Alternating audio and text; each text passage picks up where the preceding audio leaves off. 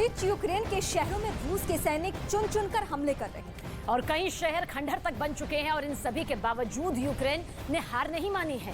Zelensky के सैनिक डटे रहे। यूक्रेन के बखमूत शहर में पुतिन की आर्मी से जेलेंस्की की सेना लोहा ले रही है और रूस की सेना के बड़े नुकसान का दावा भी इसके साथ कर रही है। बखमूत में जेलेंस्की ने बीते एक हफ्ते में रूस के 1100 सैनिकों को ढेर करने का बड़ा दावा किया।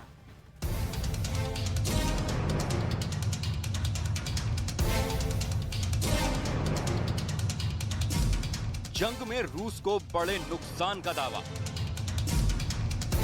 एक हफ्ते में 1100 सैनिक मारने का दावा। बखमूत में फंस गए पुतिन। पुतिन लगातार बर्बादी का बारूद यूक्रेन पर बरसा रहे हैं। यूक्रेन के शहर शमशान में तब्दील करने पर उतारू हैं। लेकिन यूक्रेन ने भी ठान ली है कि वो किसी भी कीमत पर पीछे नहीं हटेगा और रूस के बढ़ते हमलों के बीच ईंट का जवाब पत्थर से देगा। दोनों तरफ से बरसते बम बारूद के बीच राष्ट्रपति वोलोदिमीर जेलेंस्की ने रूस की सेना पर बहुत बड़े हमले का दावा किया है। जेलेंस्की ने दावा किया है कि बखमूत के पास एक हफ्ते से भी कम वक्त में रूसी सेना के 1100 से ज्यादा सैनिक मारे गए हैं।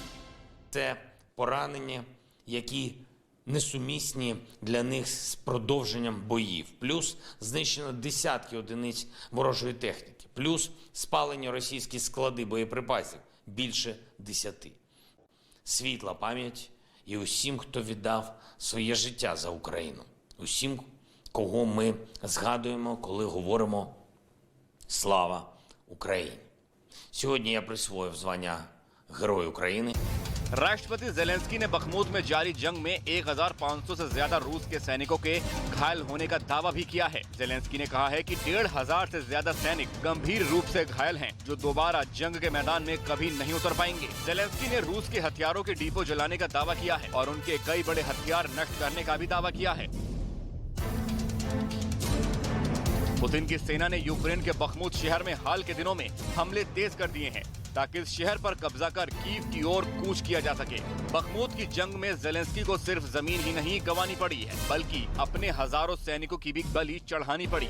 रूस यूक्रेन के बीच जारी खूनी युद्ध ने बखमूत को किलिंग जोन बना दिया है। बखमूत का कोना कोना छलनी हो चुका है। हंसता खेलता करीब 70,000 की आबादी वाला बखमूत शहर आज कब्रिस्तान में तब्दील हो चुका है। शहर में हर तरफ मकान, दुकान और स्कूल मलबा बनकर बिखरे पड़े हैं। बखमूत की जंग इतनी क्रूर हो चुकी है कि यूक्रेन के दावे के मुताबिक यहाँ अब तक 30,000 रूसी सैनिक मारे जा चुके हैं। युद्ध को एक साल से ज्यादा का वक्त हो चुका है। रूस की सेना ने बखमूत को पूरी तरह से बर्बाद कर दिया है। बखमूत पर कब्जे के लिए पुतिन की आर्मी जुलाई 2022 के बाद से ही नॉन स्टॉप बारूद बरसा रही है, लेकिन बखमूत पर कब्जे की उसकी मंशा पूरी नहीं हो पा रही।